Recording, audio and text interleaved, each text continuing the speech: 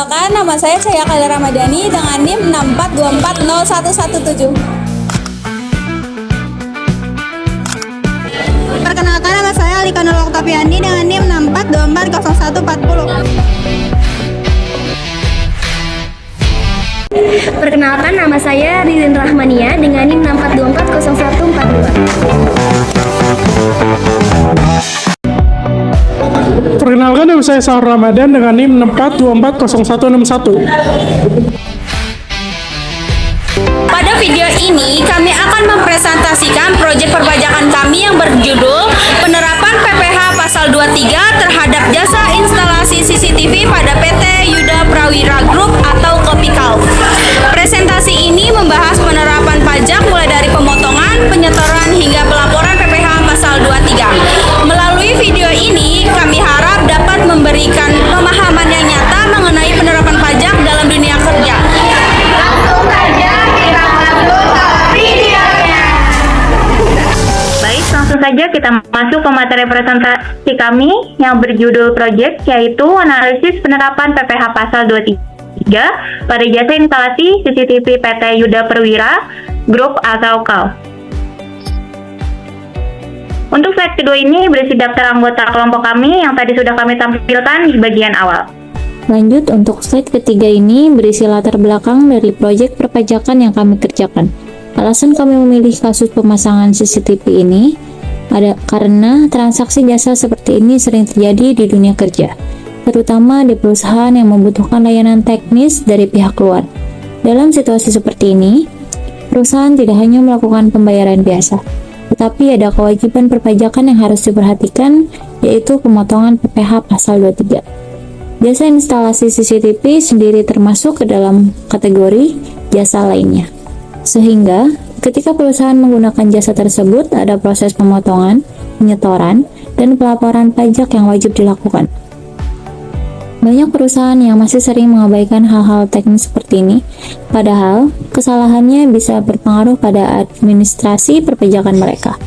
Karena itulah, kami memilih kasus ini untuk dijadikan contoh supaya kita bisa melihat secara langsung bagaimana PPh Pasal 23 diterapkan dari awal sampai akhir. Jadi, latar belakang ini kami susun agar pembahasan yang kami sampaikan punya dasar yang jelas dan menunjukkan pentingnya memahami penerapan pajak dalam kegiatan operasional perusahaan.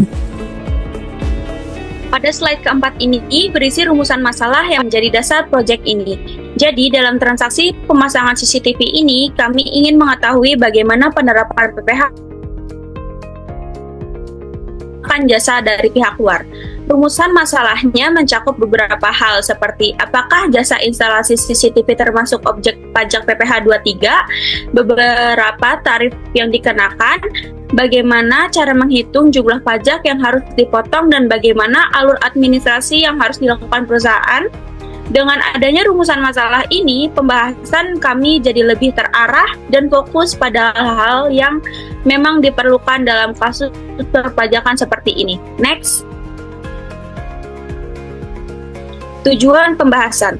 Untuk slide kelima ini berisi tujuan dari pembahasan proyek kami. Tujuan utamanya adalah memberikan pemahaman mengenai bagaimana PPh Pasal 23 diterapkan dalam transaksi jasa yang nyata, khususnya jasa instalasi CCTV.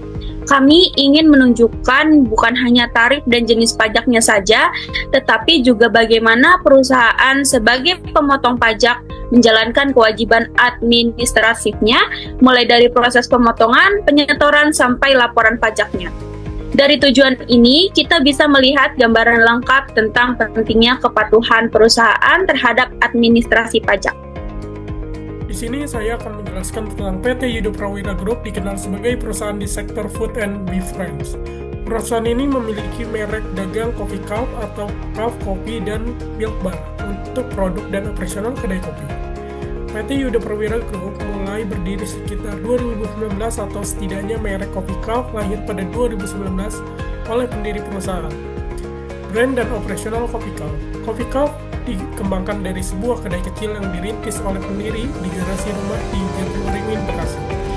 Sejak awal 2019, visi mandiri Coffee Cup adalah menyediakan kopi premium dengan harga terjangkau pada masa pandemi COVID-19, Kopikaf mengubah konsep ke Coffee to Go yang menurut laporan membantu ekspansi bisnis. Per 25, Kopikaf diklaim telah memiliki 80 lebih outlet yang tersebar di berbagai kota besar di Indonesia. Brand dan format outlet mencakup beberapa sub-brand atau konsep seperti Coff Coffee Industry, Coff to Go, dan Coff on the Go.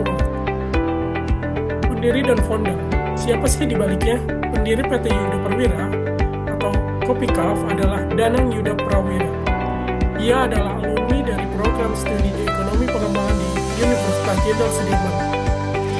Danang memulai usahanya di bidang Kopikaf pada 2019 dan memanfaatkan kesempatan di masa pandemi untuk mengubah model bisnis agar sesuai kebutuhan saat itu. Di slide ke-6 ini, kami menjelaskan mengenai pengertian pajak dan PPh pasal 23 sebagai dasar teori untuk proyek kami. Pajak merupakan kontribusi wajib yang dibayarkan masyarakat kepada negara tanpa mendapatkan imbalan secara langsung. Sementara itu, PPh pasal 23 adalah pajak atas penghasilan tertentu seperti jasa modal dan imbalan lainnya yang memotong dilakukan langsung oleh pihak pemberi penghasilan withholding system. Penjelasan ini penting untuk dipahami agar kita tahu bahwa setiap transaksi jasa termasuk instalasi CCTV seperti pada studi kasus ini memiliki konsekuensi perpajakan yang wajib dipenuhi perusahaan. Tarif PPh pasal 23. Pada slide ke-7 ini kami menjelaskan tarif PPh pasal 23 secara umum. Tarif PPh 23 terbagi menjadi dua kelompok utama, yaitu 15% untuk dividen bunga loyalty hadiah dan imbalan sejenisnya, 2% untuk jasa teknik, manajemen, konsultasi, serta jasa lainnya, termasuk jasa instalasi CCTV yang menjadi objek studi kami. Di slide ke-8 ini, saya akan menjelaskan detailnya mengenai mekanisme pemotongan PPh 23. Pertama, nilai jasa yang menjadi objek pajak adalah Rp 990.000. Karena termasuk kategori jasa lainnya, maka tarif PPh 23 yang dikenakan adalah 2%. Dari situ didapat jumlah pajak yang harus dipotong sebesar Rp 19.800. Pemotongan dilakukan pada saat pembayaran kepada vendor. Jadi ketika Kopikaf membayar tagihan jasa ke CV 4 Pilar Solution, secara otomatis perusahaan harus mengurangi pembayaran tersebut dengan jumlah pajak yang sudah dihitung. Setelah pemotongan dilakukan, Kopikaf wajib membuat bukti potong elektronik atau e-bupot. Bukti ini harus diberikan kepada vendor sebagai tanda bahwa pajak sudah dipotong dan siap disetorkan ke negara. Jadi, mekanisme ini harus dilakukan secara lengkap mulai dari identifikasi objek, perhitungan pajak, pemotongan, hingga penerbitan bukti potong. Pada slide ini dapat dilihat data pajak yang menjadi objek perhitungan PPh pasal 23. PT Yuda Prawira Group atau Kopikaf melakukan transaksi jasa instalasi CCTV dan akses poin yang dikerjakan oleh CV 4 Pilar Solutions.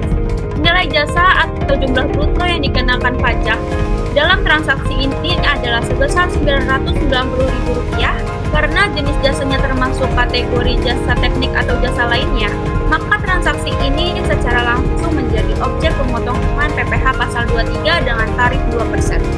Data inilah yang menjadi dasar untuk menghitung jumlah pajak terutang dan akan digunakan pada tahap selanjutnya, yaitu perhitungan PPh pasal 23.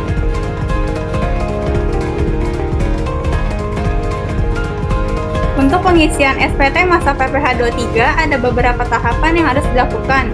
Yang pertama, login ke DJP online, kemudian masuk ke menu e-bupot unifikasi, input data transaksi yaitu DPP atau dasar pengenaan pajak, tarif pajak, dan nilai pajak yang dipotong. Selanjutnya, upload NTPN yaitu nomor transaksi penerimaan negara sebagai bukti bahwa penyetoran PPh 23 sudah dilakukan.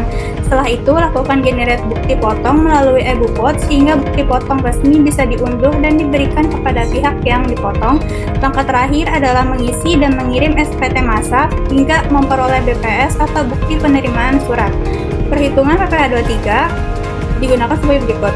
DPP-nya Rp990.000, tarifnya 2%, karena objek pajaknya termasuk kategori yang dikenakan tarif 2%.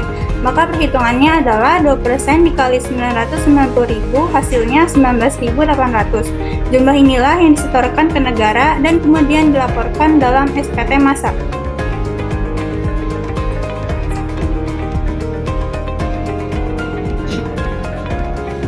Kesimpulan dari proyek ini, kami dapat melihat bahwa penerapan PPh Pasal 23 pada transaksi jasa instalasi CCTV dilakukan melalui beberapa tahapan penting, mulai dari menentukan apakah jasanya termasuk objek pajak, menghitung jumlah potongannya, melakukan pemotongan saat pembayaran, hingga menyelesaikan proses penyetoran dan pelaporannya melalui sistem elektronik yang sudah ditetapkan. Dari nilai jasa sebesar Rp990.000, jumlah pajak yang dipotong adalah Rp19.800. Semua proses yang dilakukan oleh Kopikov, mulai dari pemotongan, penyetoran hingga pelaporan sudah sesuai ketentuan Direktorat Jenderal Pajak. Studi kasus ini menunjukkan bahwa kepatuhan administrasi pajak bukan hanya tentang memenuhi kewajiban, tapi juga menjaga agar transaksi perusahaan tetap tertib dan menghindari potensi sanksi di masa depan. Dengan memahami alur seperti ini, kita bisa melihat bagaimana pajak sebenarnya diterapkan dalam situasi nyata di dunia kerja.